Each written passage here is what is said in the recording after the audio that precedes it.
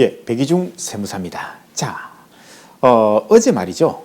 정부가 다주택자의 주택취득세, 중과세 이걸 갖다가 이제 할인을 해주겠다 이런 정책을 발표를 했습니다. 예, 지금까지 주택이 두 채, 세 채 있는 사람이 새롭게 주택을 샀을 때 그 주택은 어마어마한 취득세를 냈죠. 8%, 12%. 예, 이건 뭐 말도 못하는 그런 중과세입니다. 자, 이걸 갖다가 이제 낮춰주겠다 이런 발표를 했거든요. 자, 그럼 상세하게 지금부터 살펴보겠습니다. 예, 자, 취득세 중과 완화 이런 발표를 갖다가 2022년 12월 21일 날 발표를 했습니다. 자, 그래서 관련되는 법이 이 두 가지에서 이제 규정을 하고 있거든요. 특히 요거 지방세법 13조의 2 요거는 나중에 조금 이슈가 됩니다. 예, 그래서 요거는 일단 기억을 하시면 좋고요. 자, 그 다음 배시 가시죠. 자, 그래서 말이죠. 지금 일단은요, 주택을 샀을 때 취득세는 얼마나 낼 것인가? 예, 이걸 갖다가 간단히 한번 보고 한번 가겠습니다. 자, 표준세율이라고 있습니다. 표준세율, 즉 다시 말해서 기본적으로 적용하는 세율이다 이거죠. 자, 그래서 원칙은요 6억, 9억 이렇게 세 개의 구간으로 구분을 하고 있습니다. 그래서 6억 이하의 주택을 샀다. 그러면 1%. 아주 싸네요. 그죠? 6억 초과 9억 이하의 주택을 내가 샀다. 그러면 1에서 3%, 그리고 9억을 초과하는 주택이다. 그러면 3%. 이렇게 이제 세 가지 세율을 적용을 하고 있습니다. 이게 기본적인 세율이고요. 1주택을 처음 내가 주택이 한 채 있다. 그러면은 요걸 적용을 받습니다. 자, 문제는 그 다음이죠.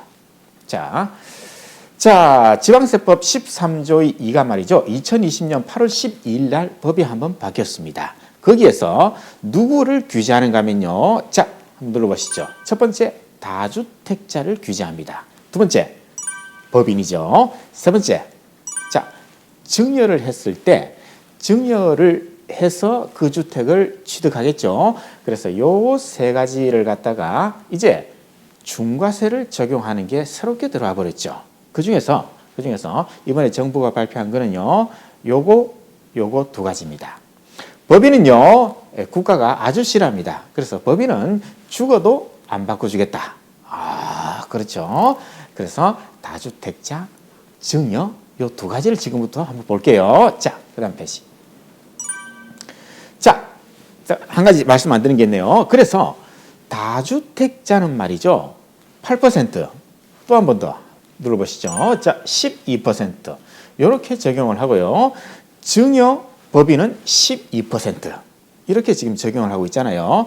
그래서 8%, 12% 다주택자, 증여 12%. 예, 요걸 일단 기억을 하고 갈게요. 자, 그 다음이요.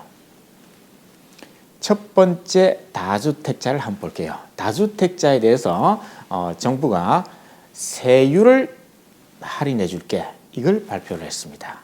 자, 그 다음 배시 가시죠. 자, 일단은요. 다주택자를 어떻게 지금 규제를 하고 있는가? 지금 현재의 제도를 일단 말씀드리고 갈게요. 일단은 두 가지로 구분해야 됩니다. 두 가지로 구분해야 돼요. 그 구분 방법은요. 일단은 내가 집이 한 채 있습니다. 한 채 있어요. 그런데 요 집은요. 지역과는 무관하다. 그러니까 조정 대상 지역에 있다, 아니다, 아무 관계 없습니다. 어디에 있던 주택이든 상관없어요. 이 상태에서 한 채를 더 삽니다. 다주택자가 되는 거죠. 그러면 이 주택이 조정 대상 지역이 아니다. 이게 첫 번째 케이스입니다. 그래서 두 번째 주택이 조정 대상 지역이 아니다. 그러면 이 주택은요. 그냥 표준 세율입니다. 아까 1부터 3% 적용하는 거 있잖아요. 기본 세율. 그걸 적용을 합니다. 왜? 이 주택은 조정 대상 지역이 아니니까.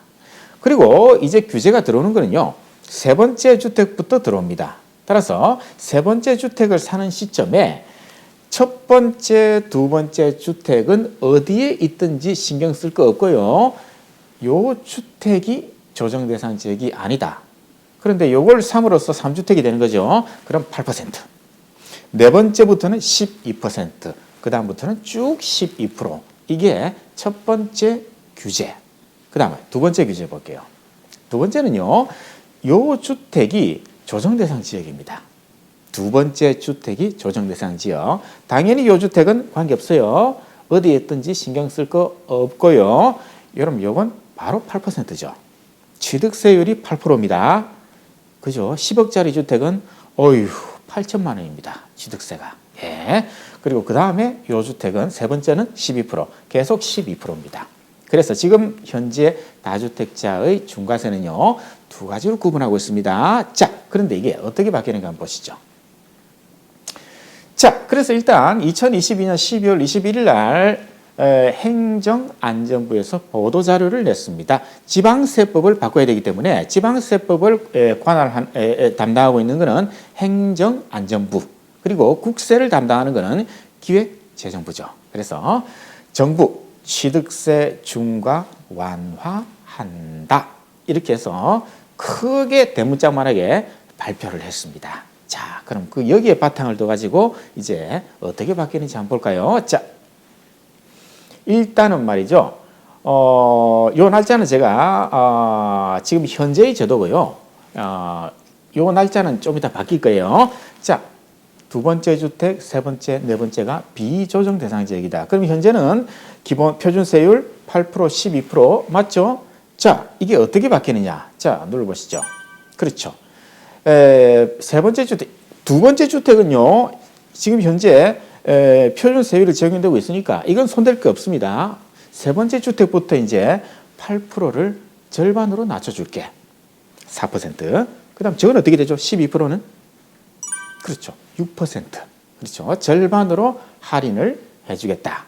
이게 새롭게 취득하는 주택이 조정대상 지역이 아닐 때 적용됩니다. 그러면은 두 번째 주택 이후로 조정대상 지역이다. 그럼 어떻게 됩니까?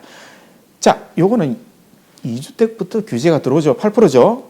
따라서 이것도 전부 다 절반으로 낮춰주겠답니다. 자, 8%는 1에서 3%. 자, 8%가 4%가 아니고 이거는 아까 말씀드린 비조정 대상 지역하고 똑같이 이제 가겠다 이 말이죠. 그래서 두 번째 주택이 조정 대상 지역이라고 하더라도 표준세율을 해줄게. 표준세율을 해줄게. 그 다음에 이거는요. 네, 그렇죠. 6%. 그 다음에 계속 6%. 예, 그래서 여기서부터 이제 50% 디스카운트.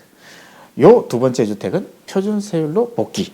예, 이렇게 해서 다주택자를 이제 규제하는 걸 갖다가 완화시켜 주겠다. 이렇게 발표가 됐죠. 요 날짜는요, 2022년 12월 21일 이후에 취득하는 거. 제가 이걸 업데이트를 안 했습니다만은 나중에 이거는 나옵니다. 그래서 날짜는 요거는 현재 제도.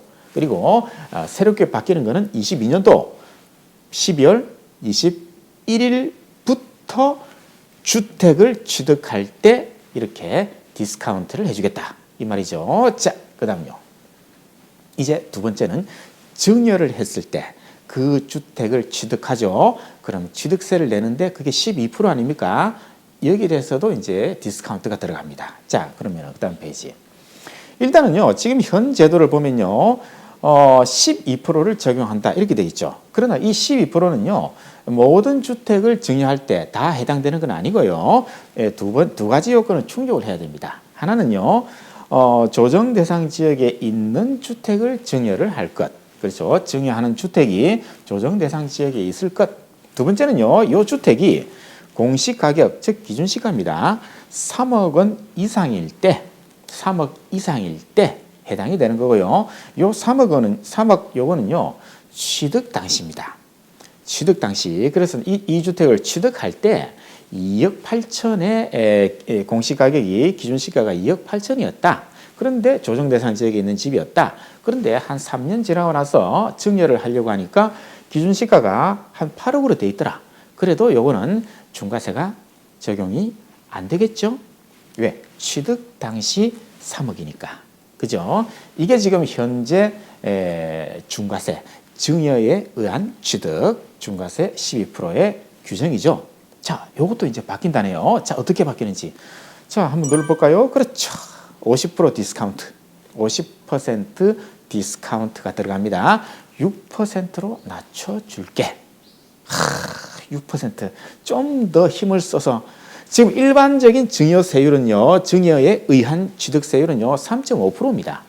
3.5%인데 이걸 이제 6%로 이제 디스카운트를 해주니까 그래도 여전히 높다, 그죠? 예, 이게 이제 두 번째 내용. 자, 그다음은요, 임대주택입니다.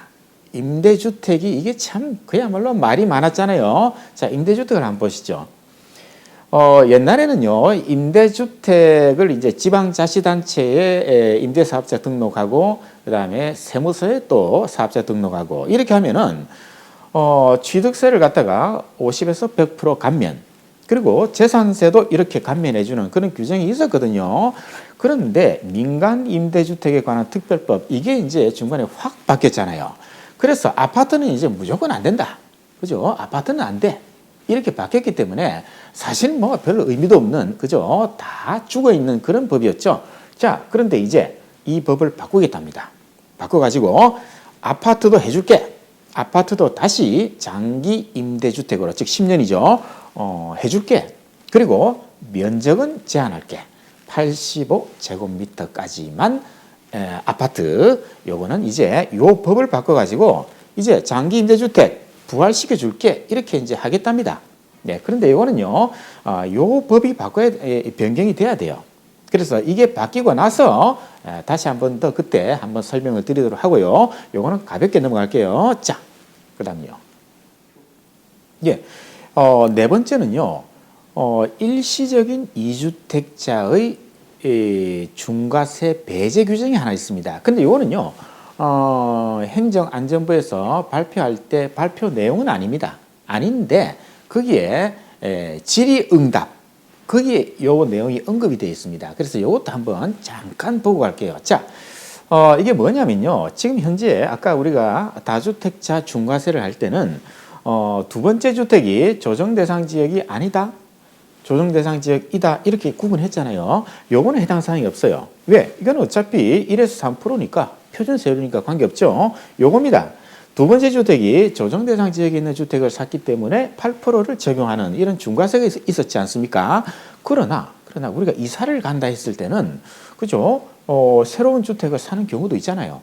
예, 그런데 그 또 8% 적용하면은 이건 좀 너무 심하다. 그래서 일시적인 1세대 2주택, 이게 나오는 거죠. 자, 그 다음 페이지요. 자, 그래서 예를 들어 가지고요, 지금 현재 서울의 주택을 보유하고 있습니다. 그런데 서울의 다른 구에 내가 이사를 가고 싶다, 그런 경우 있겠죠. 그러면은 이 주택이 있고 두 번째 주택을 또 사겠죠. 그런데 서울은 지금도 조정대상 지역이거든요. 그래서 요 규정이 적용되겠죠. 그래서 두 번째 주택은 8%, 이렇게 되면은, 그죠, 상당히 힘들어지겠죠. 예, 그래서 요런 케이스가 있기 때문에, 자, 그 다음 보시면요. 자, 그래서 이제 이사를 간다, 학업을 한다, 취업을 한다, 직장이 바뀌었다, 이런 경우는 투기 목적이 아니잖아요. 투기 목적이 아니라 내가 생활을 하기 위해서 어쩔 수 없이 내가 이사를 가는 경우 있잖아요. 그죠? 자녀 학업을 위해서 이사를 간다, 그런 것도 있고요. 그죠? 그랬을 때는 투기꾼이 아니니까, 그죠? 이제 국민들이 정부한테 이렇게 싹싹 비는 거죠. 좀 봐달라. 그래서 좋다. 국가에서는 봐줄게. 그래가지고 이런 경우에는요, 표준세율을 적용을 하도록 되어 있습니다. 1에서 3%를 적용을 하겠다. 이게 아니고요, 8% 아니고 표준세율을 적용을 해주겠다. 그러나 이거는 조건이 있습니다. 무조건 다 해주는 거 아닙니다. 그럼 어떤 조건인지 한번 볼까요? 자, 일단은요, 원래 주택이 하나 있죠. 그리고 새로운 주택을 사죠. 그죠? 그러면은 요 새로운 주택이 조정대상 지역이다, 그럼 8%잖아요. 그런데 이사를 하기 위해서 어쩔 수 없이 일시적으로 2주택자가 된 거니까, 이때는 자, 새로운 주택을 취득한 때로부터 3년 이내에 앞에 있는 종전주택을 팔아라. 그러면은 요 주택은 8%가 아니고, 그죠? 아니고, 한번 눌러보시죠. 자, 표준세율을 적용해 줄게. 1에서 3%를 적용을 해주겠다. 그래서 원칙은 제가 신3으로 부를게요. 신3. 새로운 주택을 취득한 때로부터 3년 이내에 종전주택을 팔아라. 그러면은 중과세 안 할게, 표준세율 적용할게. 이게 첫 번째 케이스고요. 두 번째 케이스는요. 요것도 조정대상 지역입니다. 요것도 조정대상 지역입니다. 그러면은 어떻게 되는가 하면요. 신일로 바뀌어버립니다. 그래서 신규 주택을 취득한 때로부터 1년 이내에 종전주택을 팔아라. 그러면은 눌러보시면은 표준세율을 적용해 줄게. 요게 2020년 8월 12일 이후에는 1년으로 적용이 됐는데요. 요게 법이 한번 바뀌었어요. 자, 그 다음 페이지 보시면요. 자, 2022년 5월 10일 이후에 이제 요 주택을 갖다가 이제 산다. 그러면은 신의로 조금 혜택을 줬습니다. 1년은 너무 짧다. 그래서 두 개 다 조정 대상 지역이다. 그러면은 이제 2년 이내에 앞에 주택을 팔아라. 그러면은 자, 한 번 더 눌러 보시면요. 그렇죠? 표준세율을 정해 줄게. 이렇게 됐습니다. 그래서 지금은요. 3년 또는 2년 이내에 종전주택을 팔아라. 예, 이렇게 되어 있습니다. 자, 그 다음요. 그럼 이제 신고 요령은 말이죠. 지금 현재 일시적인 2주택자가 됐죠. 그리고 요 주택에 대해서 혜택을 갖다가 이 표준세율 1에서 3%를 적용을 하는데 요 주택을 팔아야 되잖아요. 아직 안 팔았잖아요. 그래서 일단은 표준세율로 신고한다. 요 세율로 일단은 신고를 하자. 요 두 번째 주택. 그죠? 그리고 3년 또는 2년 이내에 요 앞에 주택을 팔면 돼요. 팔면 됩니다. 그런데 안 팔았다.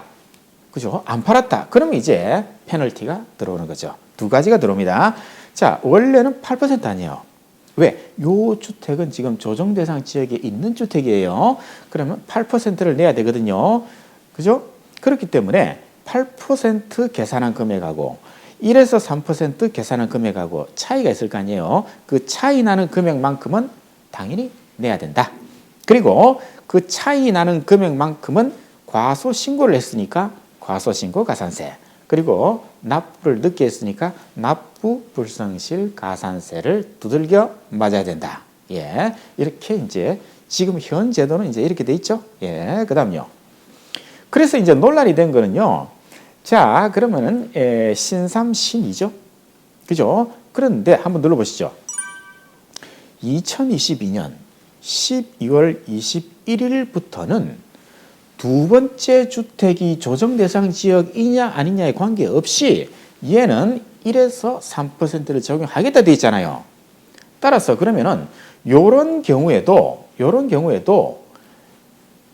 표준세율을 적용하느냐? 즉 요때 12월 21일 이전에 이미 일시적인 1세대 2주택이 성립이 되어 있는 사람도 그죠? 요 주택을 3년 또는 2년이 지난 다음에 팔아도 혜택을 볼 수 있느냐? 이런 질문이 들어왔거든요. 그런데 여기에 대해서는 한번 눌러보시면요. 그렇죠. 요 세율을 1에서 3%로 해줄 것이냐? 이런 문제인데, 결론은 그렇죠. 노입니다. 안 됩니다. 왜 안 되는가 하면요. 자, 취득세는요. 취득 당시 시점을 기준으로 보는 거죠. 따라서 12월 21일부터 취득하는 거에 대해서는 두 번째 주택이 조정 대상 지역에 있다 하더라도 1에서 3%인데 이 주택은 이미 그 전부터 그 전에 취득한 거잖아요. 따라서 일시적인 1세대 2주택이 됐는데 이 주택을 3년, 2년 지난 다음에 팔아도 이걸 갖다가 표준세율로 적용해 줄 수는 없다. 예, 없다. 이게 결론이었습니다. 그래서 이 사람은 여전히 3년 또는 2년 안에 팔아야 됩니다. 그래야 옛날 표준세율을 적용을 받을 수가 있다. 이렇게 되겠네요. 자, 그다음. 자, 그럼 이 법은 언제부터 시행하느냐?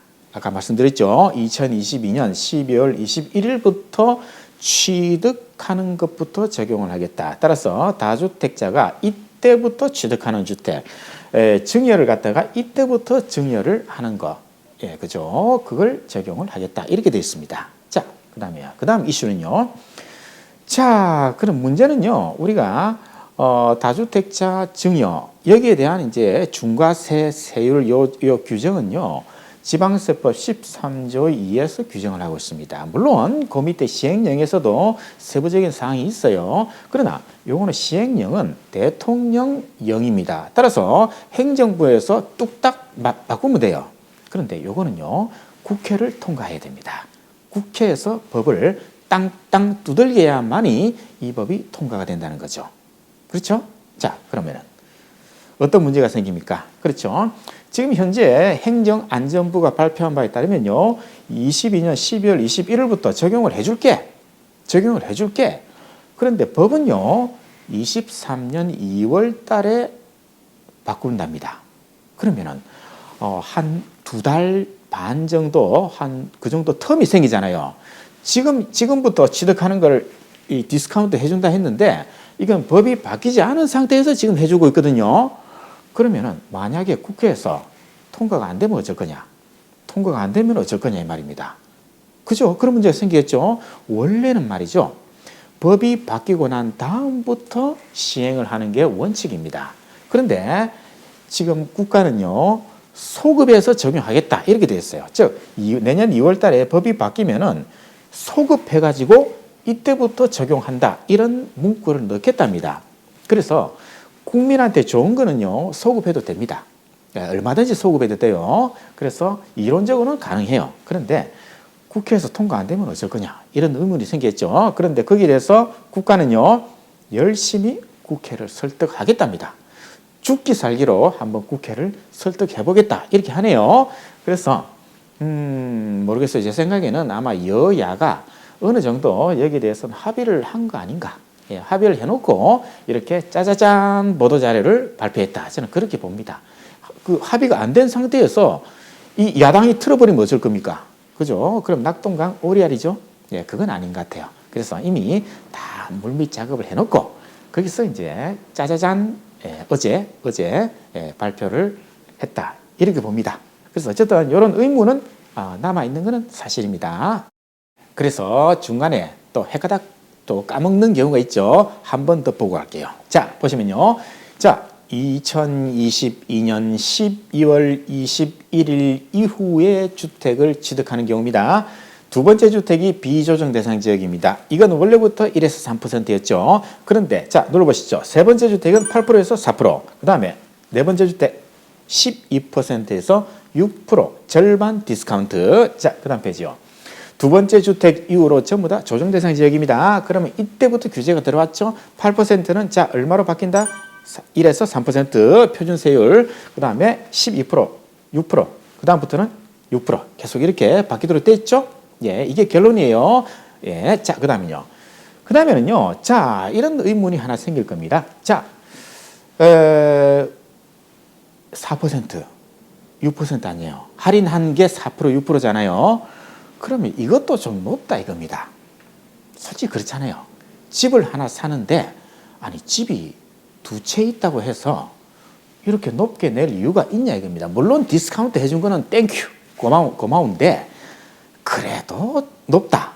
그렇게 이제 국민들이 이렇게 외치니까 이제 국가는 이런 얘기를 합니다. 자, 양도세, 종부세, 재산세도 다주택자를 다 차별하고 있다. 그래서 우리 취득세도 여기에 따라갔다. 그죠? 우리 잘못 아니야? 이렇게 하고 있는데, 일단 양도세는요, 요거는 성격이 좀 다릅니다. 달라요. 왜? 양도세는요, 시세 차익이 있을 때 세금을 냅니다. 내가 이득을 봤을 때 그 받은 돈 중에서 국가한테 세금을 내는 거 아닙니까? 그죠? 그런데 종부세, 재산세는 뭡니까? 집을 가지고 있으면 무조건 내는 거 아니에요. 취득세는 뭡니까? 집을 사는 행위, 거기에 대해서 세금을 내는 거 아닙니까? 따라서 종부세, 재산세, 취득세는요, 내 수중에 돈이 한 푼도 없어도 내야 되는 세금입니다. 그죠? 그래서 이거는 제가 봤을 때는 조금 다주택자를 차별하는 거는 이제 그만둬야 된다. 그죠? 제 생각은 그래요. 물론 집이라는 게 사람들이 반드시 거주해야 되는, 그죠? 아주 중요한 수단 아닙니까? 그래서 거기에 대해서 일종의 신성시하는 그런 풍토가 있습니다. 그러나 우리가 경제학적으로 봤을 때는 주택도 재화, 상품이다. 상가도 상품이죠. 따라서 주택을 여러 채 가지고 있다는 것은 결론적으로 상품을 갖다가 여러 개 가지고 있는 거하고 똑같은 거 아닙니까? 따라서 집이 두 채 있다고 해서 그 사람이 정말로 나쁜 사람이냐? 이걸 한번 생각해 볼 필요가 있다는 거죠. 그래서 다주택자라고 해서 차등을 주는 거는 오히려 마이너스가 될 수 있다. 왜? 다주택자가 집을 많이 사가지고 주택을 공급해야 집을 당장 살 수 없는 사람이 그죠? 공급된 주택에서 월세 또는 전세로 살 거 아니에요. 공급이 많으면은 가격이 하향 평준화 될 거 아닙니까? 안정화되겠죠. 그런데 공급을 못 하도록 다주택자들을 자꾸 차별하다 보면은 다주택자들이 집을 안 살 거 아니에요.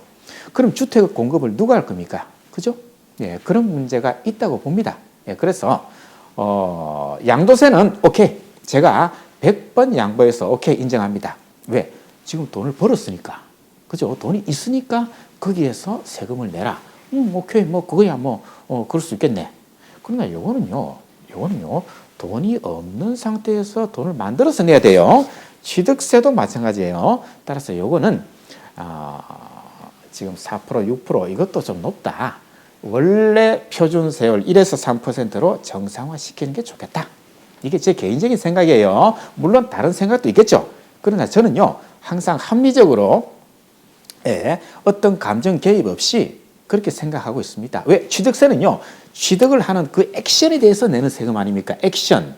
따라서 집이 한 채 있는 사람이 집을 사는 거하고 집이 100채 있는 사람이 집을 사는 거하고 그 집을 사는 행위 자체는 똑같은 거죠. 똑같은 거 아닙니까? 그래서 취득세는 원래부터 1에서 3% 이렇게 해야 시장의 왜곡이 없어진다는 거죠. 다주택자 중과세가 들어오면서 이 취득세 시장이 왜곡이 계속 발생하고 있습니다. 그래서 저는 모든 것은 다 사물의 만물은 원칙대로 가는 게 좋겠다. 이게 제 생각입니다. 자, 그래서 오늘 정부가 발표한 취득세 디스카운트 방안 여기에 대해서 오늘은 살펴봤습니다.